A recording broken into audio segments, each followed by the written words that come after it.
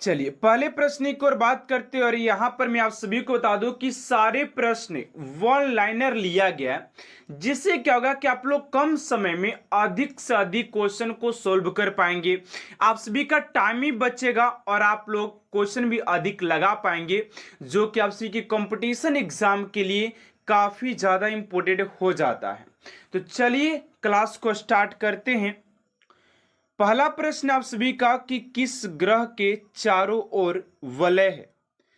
किस ग्रह के चारों ओर वलय है?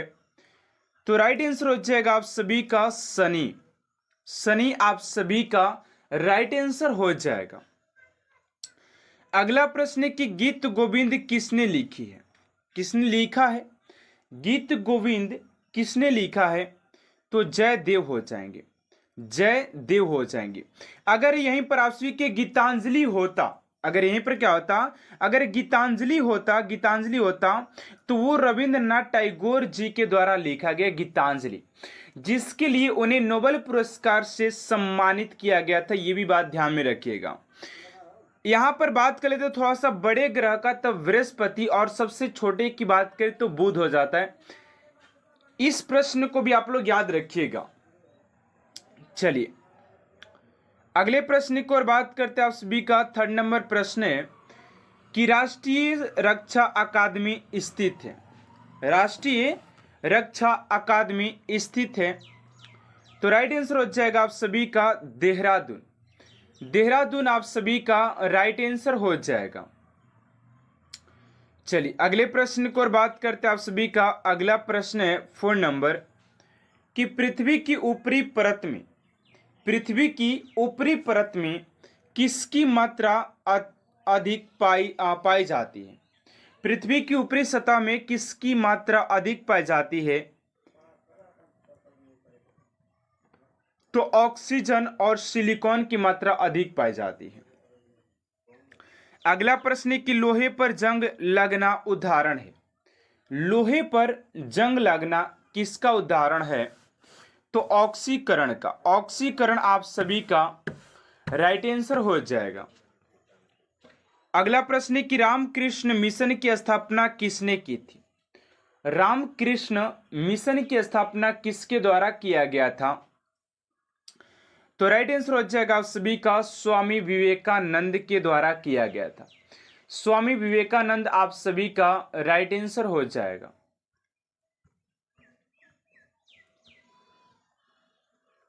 चलिए अगले प्रश्न की ओर बात करते हैं 4 नंबर कि भारत की पहली बोलती फिल्म कौन सी थी?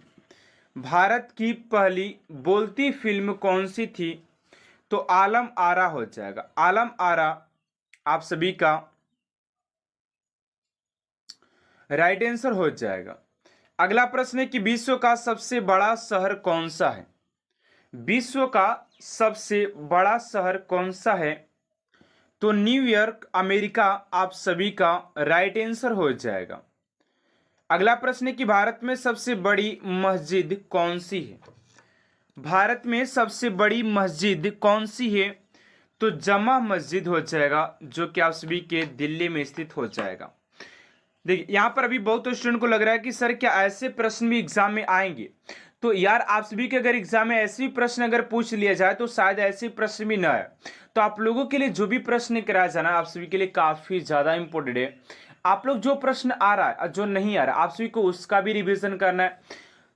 इससे क्या होगा कि आप सभी को जो पीछे का प्रश्न याद नहीं होगा वो भी याद हो जाएगा, जो हो रहा है वो रिविजन हो जाएगा। ठीक है ना। चलिए अगले प्रश्न की ओर बात करते हैं 10 नंबर कि क्षेत्रफल की दृष्टि से भारत का विश्व में कौन सा स्थान है? क्षेत्रफल की दृष्टि से भारत का विश्व में कौन सा स्थान है? तो 7वां आप सभी का राइट आंसर हो जाएगा।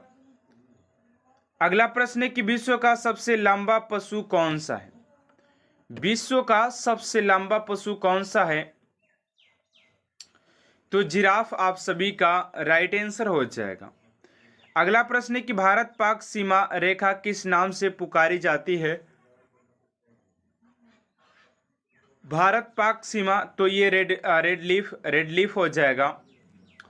चलिए अगले प्रश्न की ओर बात करते हैं उससे पहले आप सभी से एक छोटा सा रिक्वेस्ट है। स्टूडेंट अभी तक आपने चैनल को सब्सक्राइब नहीं किए हैं तो प्लीज़ स्टूडेंट चैनल को सब्सक्राइब कर साथ साथ बेल आइकन को प्रेस कर दीजिएगा, क्योंकि ऐसा मोस्ट इम्पोर्टेंट क्लास स्टूडेंट आप तक सबसे जल्द पहुंचते रहे। अगला प्रश्न कि भारत का क्षेत्रफल, तो आप सभी का इतना वर्ग किलोमीटर हो जाएगा। चलिए अगले प्रश्न की ओर बात करते कि वनस्पति विज्ञान के जनक कौन है। वनस्पति विज्ञान के जनक की बात करते तो थियो फ्रिस्टर हो जाएंगे।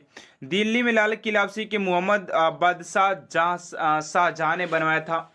थोड़ा सा अपने स्पीड को थोड़ा सा हाई में लेंगे क्योंकि आपसी के क्वेश्चन बहुत ज़्यादा एंड टाइम बहुत कम देना, ठीक है ना, क्योंकि और बाकी सब सिलेबस को भी अच्छी तरीके से रीड करना है। अगला प्रश्न है कि सशस्त्र सेना झंडा दिवस कब मनाया जाता है। सशस्त्र सेना झंडा दिवस कब मनाया जाता है, तो 7 दिसंबर आप सभी का राइट आंसर हो जाएगा। अगला प्रश्न है कि सांची का स्तूप किसने बनवाया था। सांची का स्तूप किसने बनवाया था, तो सम्राट अशोक हो जाएगा। अगला प्रश्न है कि विश्व का मुख्यालय कहां पर है, तो विश्व के मुख्यालय की बात करते तो वाशिंगटन में हो जाएगा। चलिए अगला प्रश्न आप सभी का 19 नंबर की जामा मस्जिद का निर्माण पूरा कब हुआ। देखिए अगर जामा मस्जिद की बात करें तो दिल्ली में मैंने आपसे को अभी बताया था कि सबसे बड़ा जो मस्जिद है, लेकिन इसके निर्माण की बात किया जाए तो 1656 में बिहार का शोक नदी कोसी को जलियांवाला बाग किस में अमृतसर में हुआ था, ठीक है ना। अमृतसर में 1919 में 13 अप्रैल 1919 में हुआ था। आप 1919 में अप्रैल है कि अगस्त है थोड़ा सा याद नहीं पड़ा, लेकिन 1919 में हुआ था, ठीक है ना। अगला प्रश्न है कि भारत का राष्ट्रीय पक्षी कौन सा है। भारत के राष्ट्रीय पक्षी की बात करते तो मोर हो जाएगा। पश्चिम बंगाल का कोलकाता शहर किस नदी के किनारे बसा है, तो पश्चिम बंगाल के शहर कोलकाता के बात करते तो आपसी के हुगली नदी में हो जाएगा। अगला प्रश्न है कि भारत का राष्ट्रगान सबसे पहले कब गाया गया था, तो भारत के राष्ट्रगान की बात करते तो 1911 के कांग्रेस के कोलकाता अधिवेशन में इसे पहली बार गाया गया था 1911 को। अगला प्रश्न है कि एटीएम का पूर्ण विस्तार नाम क्या है। एटीएम का पूर्ण विस्तार नाम क्या है, तो ऑटोमेटिक टेलर मशीन हो जाएगा। ऑटोमेटिक टेलर मशीन आप सभी का राइट आंसर हो जाएगा। चलिए अगले प्रश्न की ओर बात करते हैं। आप सभी का अगला प्रश्न है, देखिए अगला प्रश्न है कि अल्बरूनी फिरदौसी उत्बी तथा फारूकी किसके दरबारी कवि थे, तो महमूद गजनी के हो जाएंगे। अगला प्रश्न महमूद गजनी की मृत्यु कब हुई थी, तो 1030 में।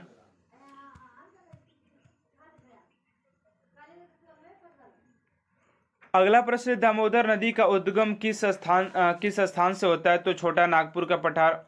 पटना का प्राचीनतम नाम, तो पाटलिपुत्र। भारतवर्ष सबसे प्राचीनतम नगर है, तो मोहनजोदड़ो। चलिए अगले प्रश्न की ओर बात करते हैं। आप सभी का 31 नंबर है कि कौन 4 वर्ष तक अकबर का संरक्षक रहा, तो बैरम खान। पंडित रविशंकर का संबंध किस वाद्य यंत्र से, तो सितारा से। न्यूटन की खोज आपसे कि जेम्स चैडविन ने किया था। जेम्स चैडविन ने किया था। जेम्स फोर्ड का जो चिकित्सा शास्त्र का जनक किसे कहा जाता है, तो हिपोक्रेटिस को। महान चिकित्सक चरक किसके द्वारा दरबार में थे, तो कनिष्क के हो जाएंगे। इंटरपोल का मुख्यालय पेरिस में। इंटरपोल का मुख्यालय पेरिस में है।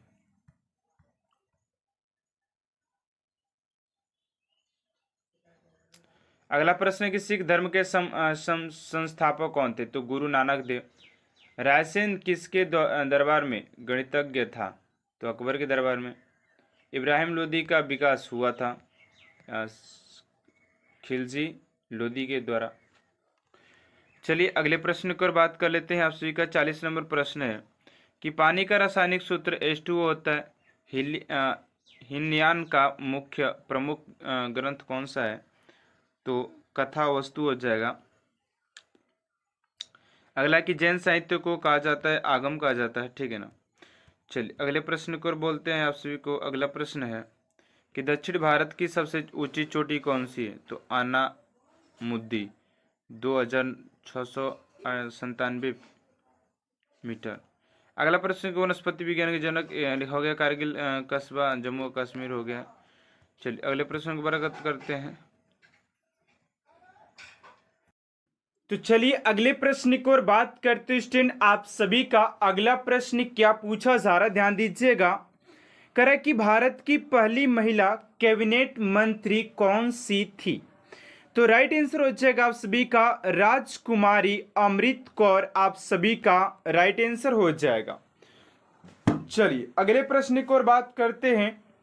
अगला प्रश्न आप सभी का 48 नंबर की पृथ्वी का एकमात्र प्राकृतिक उपग्रह कौन सा है? पृथ्वी का एकमात्र प्राकृतिक उपग्रह कौन सा है? तो राइट आंसर हो जाएगा आप सभी का चंद्रमा, आप सभी का राइट आंसर हो जाएगा। अगला प्रश्न है कि कितनी ऊंचाई पर जाने से तापमान 1 डिग्री सेल्सियस की कमी होती है? तो 165 मीटर, ठीक है ना। चलिए अगले प्रश्न की ओर बात करते हैं आप सभी का। अगला प्रश्न है कि सिरके में कौन सा एसिड पाया जाता है? सिरके में कौन सा एसिड पाया जाता है? तो एसिटिक एसिड पाया जाता है। अगला प्रश्न है कि विश्व में सबसे ज्यादा सीमा रेखा वाला देश कौन सा है?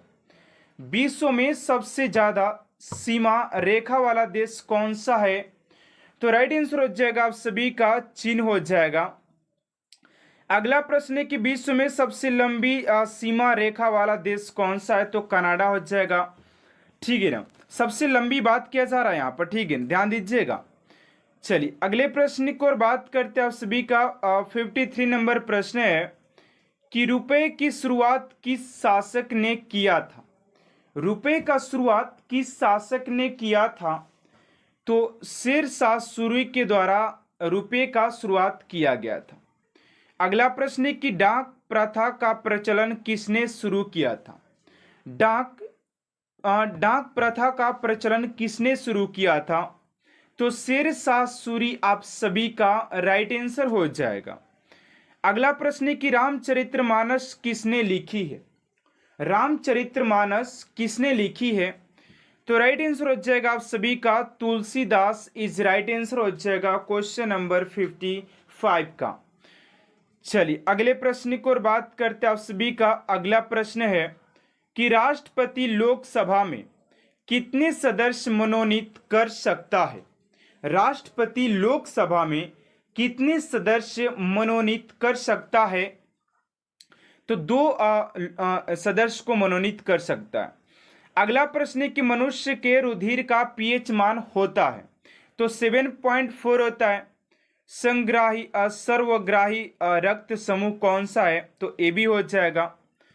चलिए अगले प्रश्न की ओर बात करते हैं आप सभी का। अगला प्रश्न है कि असहयोग आंदोलन किस वर्ष शुरू हुआ था? तो असहयोग आंदोलन की बात करते हैं तो आप सभी की 1920 में शुरू हुआ था। अगला प्रश्न है कि सबसे छोटी कोशिका होती है? तो सबसे छोटी कोशिका की बात करते तो माइक्रोप्लाज्मा हो जाएगा। अगला प्रश्न है कि संसार का सबसे ऊंचा जलप्रपात कौन सा है? तो संसार के सबसे ऊंचे जलप्रपात की बात करते तो एंजिल हो जाएगा, जो कि वेनेजुएला में हो जाएगा। चलिए अगले प्रश्न की ओर बात करते 62 नंबर कि हुगली नदी की किस सहायक नदी को पश्चिम बंगाल का शोक कहते हैं? तो दामोदर नदी को कहा जाता है। अकबर कौन सा वाद्य यंत्र बजाते थे? तो नगाड़ा। अगला प्रश्न है कि वयस्क मनुष्य की कोशिकाओं की संख्या कितनी होती है? तो वयस्क मनुष्य के कोशिकाओं की संख्या की बात करें कशेरुकाओं की संख्या, ठीक है ना, तो 33 हो जाएगा। चलिए अगले प्रश्न की ओर बात करते कह रहा है कि किस वैज्ञानिक ने प्रोटॉन की खोज किया? किस वैज्ञानिक ने प्रोटॉन की खोज किया? तो गोल्ड स्टीन ने किया था। अमीर खुसरो का असली नाम क्या था? अमीर खुसरो का असली नाम मोहम्मद हसन था। अगला प्रश्न है कि चिकित्सा शास्त्र का जनक किसे कहा जाता है? तो चिकित्सा शास्त्र के जनक की बात करें तो हिप्पोक्रेटस को कहा जाता है। चलिए अगला प्रश्न आप सभी का कि किस स्थान का मानक समय निर्धारित करने का आधार होता है? तो प्रधान मध्याह्न रेखा। अगला प्रश्न है जापान पर परमाणु बम कब गिराया गया था? तो बात करते हैं कि जापान पर परमाणु बम कब गिराया गया था। तो 1945 में। विश्व का प्रथम युद्ध कब लड़ा गया? तो 1914 से 1918 तक। चलिए अगले प्रश्न को और बात करते हैं। कह रहे कि एंटीबायोटिक अधिकांशतः किससे प्राप्त होती है? तो जीवाणुओं से प्राप्त होती है। अगला प्रश्न है कि भारत की स्वतंत्रता के समय कांग्रेस अध्यक्ष कौन थे? तो जेपी कृपलानी हो जाएंगे। जेपी कृपलानी आप सभी का राइट आंसर हो जाएगा। अगला प्रश्न, भारत में मेट्रो पुरुष कौन कहलाते हैं? तो श्रीधरन कहलाते हैं, ठीक है ना। चलिए अगले प्रश्न को बात करते 4 नंबर प्रश्न है कि लाल रक्त कणिकाओं का जीवन काल कितना होता है? लाल रक्त कणिकाओं का जीवन काल कितना होता है? तो 120 दिन का होता है। अगला प्रश्न है उत्तरी गोलार्ध में सबसे छोटा दिन कब होता है? तो 22 दिसंबर। विश्व में सबसे कठोर कानून वाला देश कौन सा है? तो सऊदी अरब। चलिए अगले प्रश्न को बात करते कह रहा है कि भारत के राष्ट्रगान जन गण मन के रचयिता कौन थे? तो रविंद्रनाथ टैगोर हो जाएंगे। अगला प्रश्न है कि खजुराहो के मंदिर किस वंश के शासकों ने बनवाया था? तो चंदेल ने। अगला प्रश्न है पानी में हवा के बुलबुले किसके कारण चमकते हैं? तो पूर्ण आंतरिक परावर्तन के कारण चमकते नजर आते हैं। अगला प्रश्न है कि एनसीसी की स्थापना 1948 में किया गया था। जलियांवाला बाग में गोली बमबारी का आदेश किस जनरल ने दिया था? तो माइकल ओ डायर ने दिया था। अगला प्रश्न है जीवन बीमा की राष्ट्रीय कब किया गया? तो सन 1956 में। अगला प्रश्न है कि मनुष्य की पसलियों की संख्या कितनी होती है? तो 24 होता है। डेसिबल होता है एक ध्वनि स्तर का मापन। भारत का मैनचेस्टर आप सभी के अहमदाबाद को कहा जाता है। चलिए अगले प्रश्न को और बात करते करें कि मनुष्य की गर्दन में कशेरुकाएं की संख्या कितनी होती है? तो 7 होता है। हरियाणा की राजकीय भाषा हिंदी हो जाएगा। एंटीबायोटिक्स आप सभी जीवाणुओं से पाया जाता है। आप सभी को ये क्वेश्चन करवा चुके हैं। कह रहा है कि अगला प्रश्न की कैडमियम प्रदूषण किससे संबंधित है? तो इटाई से। डायोड का प्रयोग किसके लिए होता है? तो परिशोधन के लिए। ये काफी इंपोर्टेंट एंड एग्जाम ओरिएंटेड लिया गया है। पहला प्रश्न आप सभी से पूछा जा रहा है कि हड़प्पा सभ्यता की खोज किसने की थी? आप सभी का पहला प्रश्न पूछा जा रहा है कि हड़प्पा सभ्यता की खोज किसने की थी? हड़प्पा सभ्यता की खोज किसने की थी? तो राइट आंसर हो जाएगा आप सभी का ऑप्शन नंबर ए यानी कि दयाराम साहनी आप सभी का राइट आंसर हो जाएगा। स्टूडेंट अगर आप सभी को अगर किसी भी प्रश्न का अगर आंसर पता होता है तो आप लोग क्वेश्चन नंबर के साथ साथ उस क्वेश्चन का आंसर भी कमेंट बॉक्स में देख सकते हैं, ठीक है ना। जिससे क्या होगा कि आप सभी को एक आइडियाज लगेगा कि आप सभी को कितना प्रश्न आ रहा है, आप लोग कितना प्रिपरेशन अपने इस वर्दी को पाने के लिए कर रखे हैं। चलिए अगले प्रश्न को और बात करते हैं आप सभी का। अगला प्रश्न सेकेंड नंबर कि वह शासक जिसने एक सच्चे मैन जैन मुनि की तरह उपवास के द्वारा शरीर त्याग दिया कौन था? करे कि वह कौन शासक जिसने एक सच्चे जैन मुनि की तरह उपवास के द्वारा शरीर त्याग दिया था? तो सेकेंड का जो राइट आंसर हो जाएगा आप सभी का ऑप्शन नंबर सी यानी कि Chandragupta Maurya. Option number C Chandragupta Maurya. Option number C आप सभी का राइट आंसर हो जाएगा। Sorry sorry, option number C नहीं यार, यहाँ पर स्टूडेंट आप सभी का ये option number C is wrong answer है। बट इस क्वेश्चन का जो राइट आंसर हो जाएगा आप सभी का ऑप्शन नंबर ए, यानी कि बिंदुसार वैसा शासक था जो कि उपवास के द्वारा अपने शरीर को त्याग दिया था। ऑप्शन नंबर ए आप सभी का राइट आंसर हो जाएगा। चलिए अगले प्रश्न की ओर बात करते हैं आप सभी का। अगला प्रश्न यहाँ पर पूछा जा रहा है कि तराइन का प्रथम युद्ध 1191 ईस्वी में किसके मध्य लड़ा गया था? तराइन का प्रथम युद्ध 1191 ईस्वी में किसके मध्य लड़ा गया था? तो इस क्वेश्चन का जो राइट आंसर हो जाएगा, तो थर्ड का जो राइट आंसर हो जाएगा आप सभी का ऑप्शन नंबर बी, यानी कि मोहम्मद गौरी और पृथ्वीराज तृतीय के द्वारा लड़ा गया था। ऑप्शन नंबर बी आप सभी का राइट आंसर हो जाएगा। चलिए अगले प्रश्न की ओर बात करते हैं आप सभी का। 4 नंबर प्रश्न है कि अंग्रेजों ने फूट डालो और शासन करो नीति कब अपनाई थी? अंग्रेजों ने फूट डालो और शासन करो की नीति कब अपनाई थी? तो 4 का जो राइट आंसर हो जाएगा आप सभी का ऑप्शन नंबर सी, यानी कि 1858 ईस्वी में अपनाया गया था। ऑप्शन नंबर सी आप सभी का राइट आंसर हो जाएगा। चलिए अगले प्रश्न की ओर बात करते हैं आप सभी का। 5 नंबर प्रश्न है कि इंग्लैंड में गृह युद्ध कितने वर्षों तक चला था? इंग्लैंड में गृह युद्ध कितने वर्षों तक चला था? ऑप्शन नंबर ए में 4 वर्ष, बी में 7 वर्ष, सी में 2 वर्ष और डी में 10 वर्ष। तो 5 का जो राइट आंसर हो जाएगा आप सभी का ऑप्शन नंबर बी, यानी कि ये चला था 7 वर्षों तक चला था। ऑप्शन नंबर बी आप सभी का राइट आंसर हो जाएगा 7 ईयर्स। चलिए अगले प्रश्न की ओर बात करते हैं आप सभी का। 6 नंबर प्रश्न है। एंड स्टूडेंट अभी तक आप मेरे चैनल को सब्सक्राइब नहीं किए तो प्लीज स्टूडेंट चैनल को सब्सक्राइब कर साथ साथ बेल आइकन को प्रेस कर दीजिएगा, ताकि ऐसा मोस्ट इम्पोर्टेंट क्लास स्टूडेंट आप तक सबसे जल्द पहुंचते रहे, क्योंकि ये चैनल आप सभी के लिए डेली बेहतर से बेहतरीन करने का प्रयास करता है। ठीक है ना। चलिए अगले प्रश्न की ओर बात करते हैं। कह रहे कि आर्य भारत में कहां से आए थे? आर्य भारत में कहां से आए थे? तो 6 का जो राइट आंसर हो जाएगा आप सभी का केंद्रीय एशिया से आए थे। ऑप्शन नंबर सी आप सभी का राइट आंसर हो जाएगा। चलिए अगले प्रश्न की ओर बात करते हैं आप सभी का। 7 नंबर प्रश्न है कि गुप्त समाज की स्थापना किसने की थी? गुप्त समाज की स्थापना किसने किया था? हर्षवर्धन, चंद्रगुप्त, समुद्रगुप्त या ब्रह्मगुप्त? तो 7 का जो राइट आंसर हो जाएगा आप सभी का ऑप्शन नंबर बी, यानी कि चंद्रगुप्त के द्वारा किया गया था। ऑप्शन नंबर बी आप सभी का राइट आंसर हो जाएगा चंद्रगुप्त।